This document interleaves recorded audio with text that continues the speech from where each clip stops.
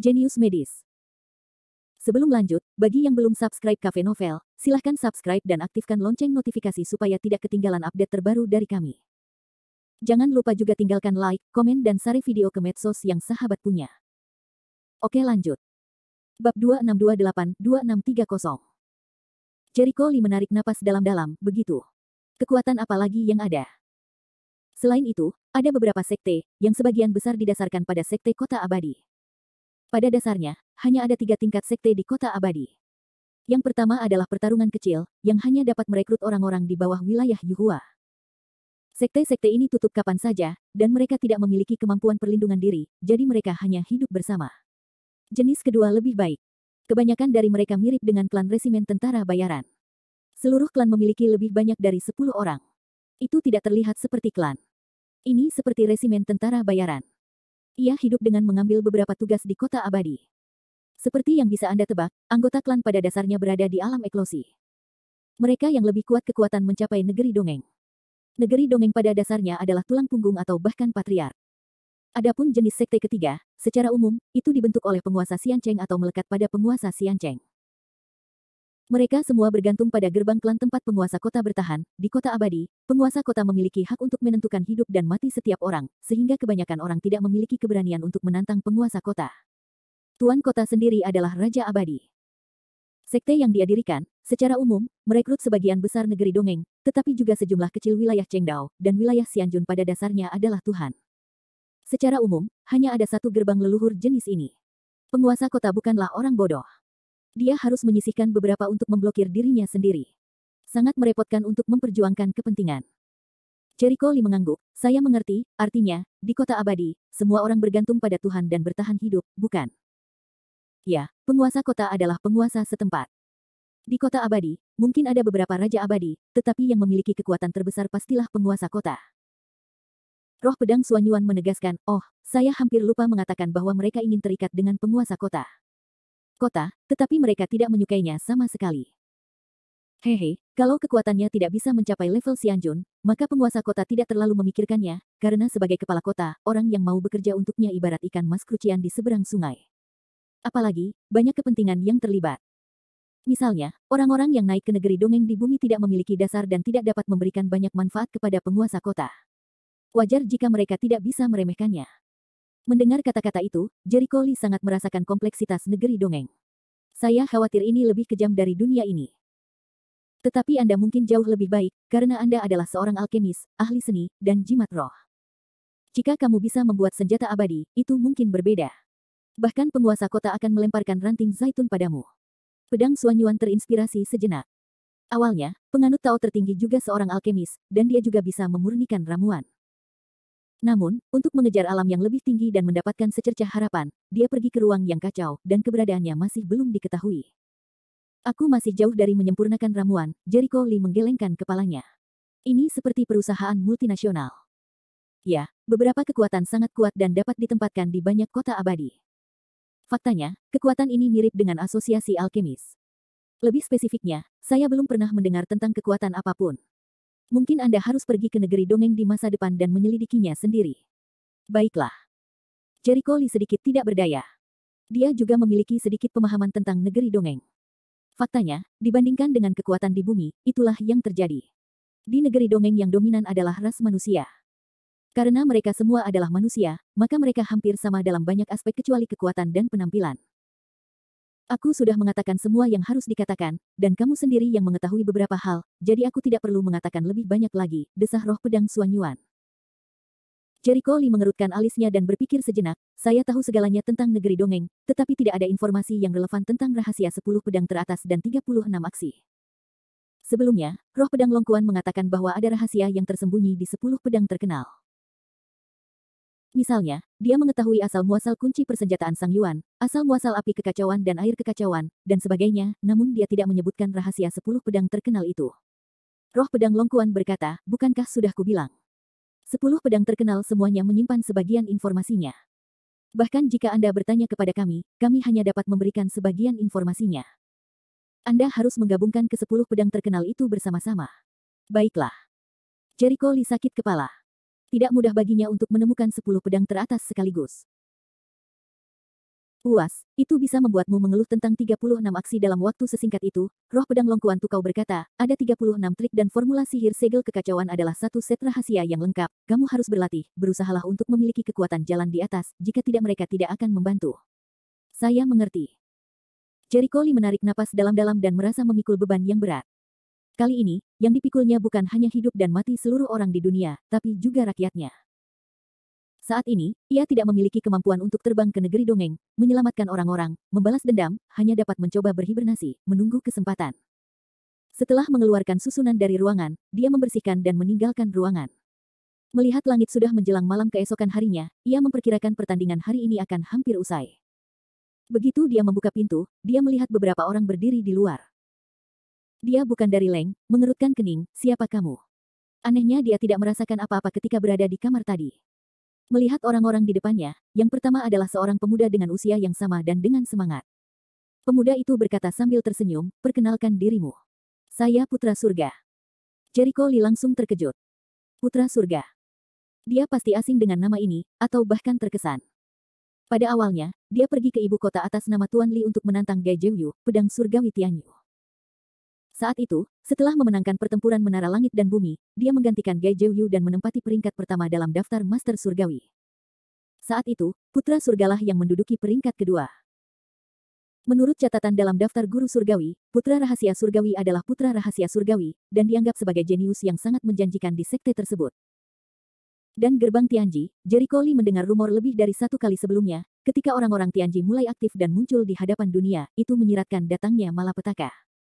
Sebelumnya dikatakan bahwa orang-orang di gerbang Tianji belum pernah terlihat. Jericho Lee telah bepergian ke banyak tempat, dan dia belum pernah melihat orang dari gerbang Tianji, yang membuatnya curiga bahwa rumor tersebut salah. Tapi sebelumnya, setelah dia mendapatkan 36 keterampilan unik dan mengetahui semua kebenarannya, dia mengetahui asal-muasal gerbang Tianji.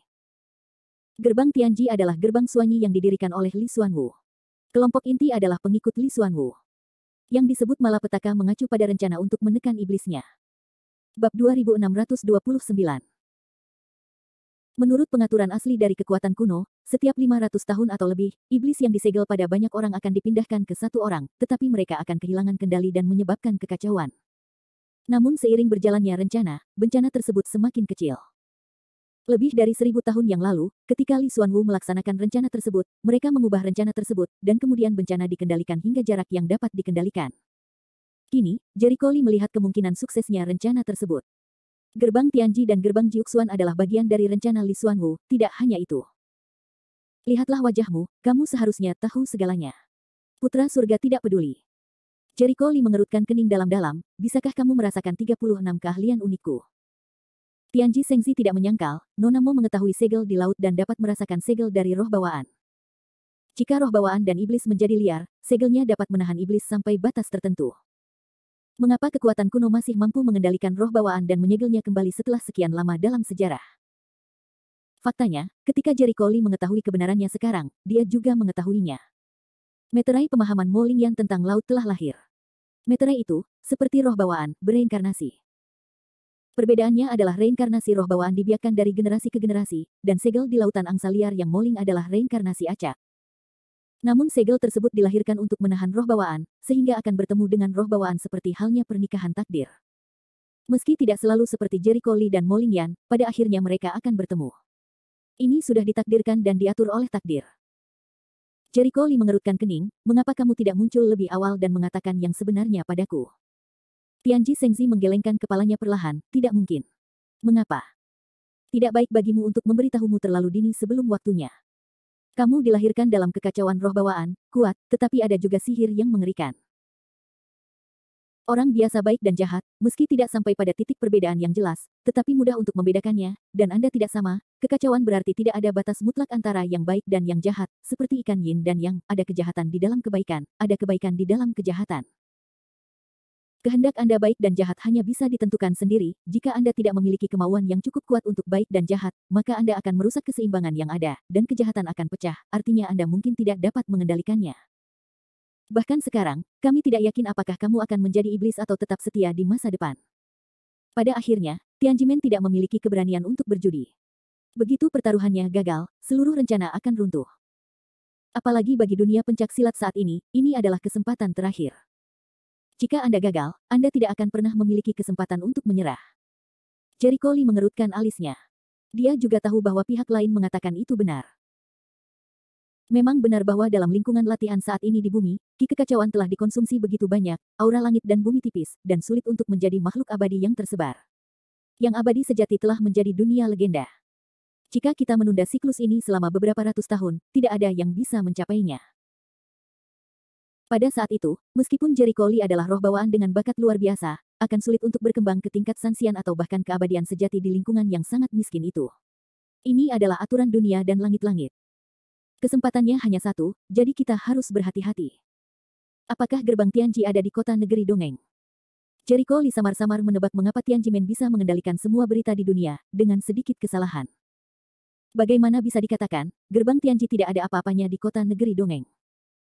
Hanya ada satu benteng, dan tenaga utama masih ada di dunia ini, jawab Tianji Shengzi. Jericho Lee mengerutkan kening dan berkata, itu Juxuanmen, bukan? Ya. Faktanya, sebagian sumber intelijen Tianji berasal dari Juxuanmen. Sebagai pelaksana seluruh rencana, Li Xuanwu tentu saja sudah menduga semua situasi. Jericho Lee terdiam. Dari sudut pandang ini, hampir semua orang di dunia seni bela diri tertipu. Tentu saja hal ini mungkin tidak tepat. Lagi pula, sebagian besar orang di dunia sekuler tidak mengetahui krisis ini sama sekali. Mereka hanya hidup dengan cara biasa. Di dunia seni bela diri, hanya sedikit orang yang mengetahui kebenarannya. Sebaliknya, mereka yang benar-benar mengetahui kebenaran justru lelah. Terutama mereka yang mengetahui kebenaran dan masih berusaha menyelamatkan dunia yang hancur semakin merasa lelah. Anda tahu, peluang keberhasilan keseluruhan proyek sangat kecil. Kalau kita pakai konsep angka, yaitu 1 dalam 1 miliar, mungkin lebih kecil dari itu, kalau tidak kita tidak perlu mengorbankan banyak orang. Bahkan saat ini, masih ada kemungkinan rencana tersebut gagal. Jericho Lee mengerutkan kening, bagaimana kamu bisa yakin bahwa aku bisa menyelamatkan dunia? Tianji Shengzi menatapnya dalam-dalam. Kamu tahu itu di dalam hatimu. Kenapa kamu bertanya? Memang benar ada banyak orang luar biasa yang bisa menyelamatkan dunia selama mereka diberi cukup waktu untuk tumbuh dewasa. Tapi masalahnya setidaknya mereka harus menjadi dewasa. Yang tertinggi di negeri dongeng memiliki kemampuan seperti itu. Butuh waktu terlalu lama, setidaknya ratusan ribu tahun untuk menjadi yang tertinggi di negeri dongeng. Khususnya, ada banyak kesulitan dalam proses Qi yang kacau, dan hanya sedikit orang yang bisa menjadi Luo Jinxian yang agung, belum lagi yang abadi tertinggi. Dunia ini terlalu kecil dan lemah. Jika mereka harus menunggu sampai mereka menjadi abadi, saya khawatir dunia sudah lama hilang. Fakta telah membuktikan bahwa beberapa dari mereka telah tumbuh dewasa, namun itu tidak cukup. Ini masih jauh dari cukup untuk memastikan bahwa dunia benar-benar aman dan sehat. Ini hanya dapat memastikan bahwa dunia bertahan hidup secara tersembunyi. Ini adalah akibat dari keputusasaan mereka. Perlindungan. Jika tidak, dunia pasti sudah ditemukan sejak lama. Adapun harapan yang diberikan padamu, karena kamu adalah roh bawaan yang lahir dalam kekacauan. Alam di atas alam berbulu sangat sulit bagi orang lain, tetapi mudah bagi Anda. Anda memiliki ki kekacauan dalam diri Anda, dan itu secara alami cocok dengan kekacauan. Itu kekuatanmu, itu kelemahanmu. Kamu bisa memimpin dalam memahami kekuatan kekacauan ketika kamu sangat lemah, sementara orang lain hanya bisa memahami kekuatan itu ketika mereka mencapai tingkat yang sangat tinggi. Tetapi kelemahanmu adalah bahwa Anda dilahirkan dengan kekuatan yang lemah, dan siklus pertumbuhannya terlalu panjang. Sebelum kamu dewasa, siapapun bisa menghancurkanmu. Secara keseluruhan, kamu telah hamil di dunia ini selama lebih dari 100.000 tahun, mengimbangi siklus pertumbuhan yang panjang. Selanjutnya, Anda hanya perlu mencapai level eklosion, dan kecepatan pertumbuhan Anda akan luar biasa. Anda akan segera menjadi orang abadi pertama di dunia, dan dunia tidak lagi terancam. Itulah sebabnya mereka menaruh harapan padamu. Bab 2630. Bahkan di negeri dongeng, dibutuhkan waktu puluhan ribu tahun bagi seorang jenius berbakat untuk tumbuh menjadi makhluk abadi. Setelah ranah Yuhua, sulit untuk meningkatkan setiap ranah. Bagi mereka yang telah bangkit dari dunia kecil ke dunia abadi, fondasinya dangkal, dan bahkan lebih sulit lagi untuk tumbuh menjadi abadi. Sejak awal, kekuatan besar kuno yang menjulang tinggi di bumi adalah upaya dua sisi untuk meningkatkan kekuatan mereka melalui upaya mereka sendiri. Namun proses ini sangat panjang. Mungkin butuh waktu puluhan ribu tahun, ratusan ribu tahun, atau bahkan jutaan tahun. Namun masalahnya adalah bumi tidak punya banyak waktu untuk menunggu. Jadi kekuatan kuno menemukan cara kedua untuk menempatkan roh bawaan yang lahir dalam kekacauan ke dunia. Melalui rencana yang berlangsung selama lebih dari 100.000 tahun, mereka melenyapkan iblisnya dan menjadikannya kekuatan tempur terbesar di dunia. Fakta membuktikan bahwa setelah penantian lebih dari 100.000 tahun, aura dan kekacauan di bumi hampir habis. Mungkin kekuatan kuno harus bersyukur bahwa jika mereka tidak memiliki rencana ini dan hanya mengandalkan diri mereka sendiri, saya khawatir meskipun bumi dilindungi, hal itu akan berlangsung selama ribuan tahun, dan tidak akan ada harapan bagi dunia. Mereka bisa melindunginya sekarang. Bagaimana dengan masa depan? Bumi tidak akan pernah bisa bertahan dalam masa pertumbuhannya. Apalagi dengan kekuatan mereka saat ini, sangat sulit untuk melindungi diri mereka sendiri. Bahkan lebih sulit lagi untuk bertahan hidup di negeri dongeng. Bahkan lebih sulit lagi memikul beban sebesar bumi. Oleh karena itu, agar bumi benar-benar melindungi dirinya sendiri, perlu dibuat patung abadi dengan sendirinya. Menjadi abadi lebih sulit daripada surga. Apalagi setelah alam berbulu, hukum langit dan bumi, kekacauan gas, ada di depan pegunungan. Hanya sedikit orang yang bisa memahami kekuatan kekacauan. Makhluk yang lahir dalam kekacauan selalu menjadi sasaran pembunuhan. Mengapa? Karena makhluk-makhluk ini terlahir dengan kemampuan memahami kekacauan. Siapapun yang memurnikannya sama dengan secara tidak langsung mengendalikan kekuatan kekacauan. Di negeri dongeng, Daluo Jinxian tidak kekurangan. Xianzun telah mencapai level sekarang melalui metode ini. Bumi sudah ada sejak lama, beberapa miliar tahun. Namun kehidupan di bumi sudah lama tidak ada, apalagi manusia. Dibandingkan dengan keberadaan waktu, tidak ada gunanya disebutkan. Dibandingkan dengan negeri dongeng, itu lebih kecil lagi, seperti setetes air di lautan. Tahukah kamu perbedaan terbesar antara orang-orang di dunia kita dan orang-orang di negeri dongeng? Dahulu kala, sekitar 300.000 tahun yang lalu, ketika kamu masih muda, nenek moyang Hongjun dan Yuanshi Tianzun telah menemukanmu. Saat itu, bangsamu sedang dikejar dan dibunuh oleh sekelompok orang kuat. Hongjun sudah lama tidak terbang ke negeri dongeng, dan kekuatan mereka di negeri dongeng masih sangat lemah. Dengan bakat mereka, mereka bisa bergabung dengan tim untuk mengejar dan membunuh orang-orang Anda seperti orang lain di negeri dongeng. Selama mereka bisa menangkap makhluk kacau, itu berarti masa depan adalah kelahiran Luo Jinxian yang hebat atau bahkan Sun yang abadi. Tetapi mereka tidak melakukannya. Mereka memilih untuk menyelamatkan sisa rakyatmu dan memberi mereka tempat perlindungan. Untuk membalas budi mereka, rakyatmu memilih untuk memberikanmu, yang paling berbakat di keluarga, kepada mereka. Inilah asal mula pepatah, manusia takdir. Setelah itu, para penganut Tao Sanxing membutuhkan waktu puluhan ribu tahun untuk menemukan cara menyegel sifat iblismu, dan orang lain menghabiskan banyak uang untuk membawamu dari negeri dongeng ke dunia. Hanya saja bayangkan, jika penganut Tao Sanxing memurnikan Anda, mungkin mereka telah menjadi abadi sekarang. Dunia juga mempunyai kemampuan untuk melindungi dirinya sendiri, namun mereka tidak melakukannya. Jika ya, apa bedanya dengan binatang buas di negeri dongeng itu? Li Yifan perlahan mengepalkan tinjunya. Dia mengerti apa yang telah dilakukan Hongjun dan yang lainnya. Bukankah itu sifat manusia? Di negeri dongeng, persaudaraan dan persaudaraan bisa dilihat di mana-mana. Ini adalah dunia yang kejam. Sebaliknya, penjahat yang ditemui Jericho Lee sebelumnya, bahkan penjahat paling kejam sekalipun, bisa dianggap sebagai orang baik di negeri dongeng. Di dunia hutan, kebaikan adalah dosa asal, dan sifat manusia juga merupakan dosa asal. Tetapi jika dunia kehilangan sifat manusia itu, maka tidak ada gunanya bernostalgia. Legenda indah masa lalu tidak lagi layak dipuji. Begitu. Tolong lakukan sesuatu untukku. Jericho Lee berkata dengan suara yang dalam. Kamu berkata, bantu aku menemukan 10 pedang terkenal itu. Mendengar ini, putra rahasia surga tertegun dan langsung berpikir, sudahkah kamu memutuskan untuk menghadapi takdirmu sendiri? Tidak masalah apakah takdir atau tidak. Dunia memperlakukanku dengan baik. Aku tidak bisa melihatnya hancur. Jericho Lee tersenyum acuh tak acuh. Saya sangat menyukai jawaban Anda. Putra Tianji tersenyum, gerbang Tianji akan membantu Anda menemukan keberadaan 10 pedang terkenal. Apa rahasia seni bela diri? Dia ingat konferensi seni bela diri sebelumnya, beberapa orang teratas memenuhi syarat untuk berpartisipasi dalam operasi eksplorasi rahasia, dan waktunya sangat baru. Dia ikut juga. Dia ingat bahwa Tianji Sengxi tidak menghadiri konferensi seni bela diri, tetapi jelas ada sesuatu yang tersembunyi di tempat rahasia itu. Mungkin markas besar gerbang Tianji berada di alam rahasia. Tarik napas dalam-dalam, sesuaikan mentalitas, Jericho Lee meninggalkan halaman. Meskipun hal-hal yang dia ketahui hari ini terlalu penting, dia tidak takut dengan masa depan. Saat ini, meningkatkan kekuatannya adalah kuncinya. Festival Luotian hari ini akan segera berakhir. Tuan Muda Li. Begitu dia muncul, banyak orang langsung berkumpul di sekelilingnya. Mereka semua memandangnya dengan penuh semangat dan berharap dia memperbaiki peralatannya. Li Sao. Zhang Lingyu datang pada saat itu, mengamati Jericho Lee, dan mengambil lembar catatan. Mari kita bicarakan hal-hal lain nanti, bisakah kita mulai menyempurnakannya? Ya, seperti kemarin, dalam kelompok 3 orang. Jericho Lee menganggukkan kepalanya, melepaskan kedua bagiannya, dan mulai mengatur susunan pemurnian senjata. Baginya, baik itu pemurnian senjata maupun alkimia, itu sangat membantu untuk pertumbuhan kekuatan jiwa, terutama untuk membangun senjata bermutu tinggi. Dia sekarang telah mencapai alam luar angkasa. Menurut pernyataan pedang dan roh Suanyuan sebelumnya, dia sebenarnya telah menyadari sebagian kekuatan untuk menjadi alam Tao. Kemudian langkah selanjutnya adalah meningkatkan ranah jiwa ke cermin reinkarnasi secepatnya. Ada juga alam Raja Abadi dan Raja Abadi di alam Chengdao, yang berarti ada alam yang lebih tinggi di cermin reinkarnasi. Selain itu, beberapa bahan dapat dikumpulkan selama pemurnian.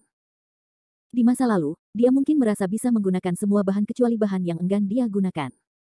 Kini, setelah mengetahui tentang negeri dongeng, ia mulai menjadi pelit. Dia harus mengumpulkan lebih banyak materi sesegera mungkin.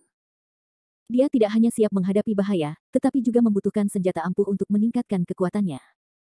Jumlah pengrajinnya sendiri sedikit, jadi pengrajin seperti dia tentu harus bekerja lebih keras.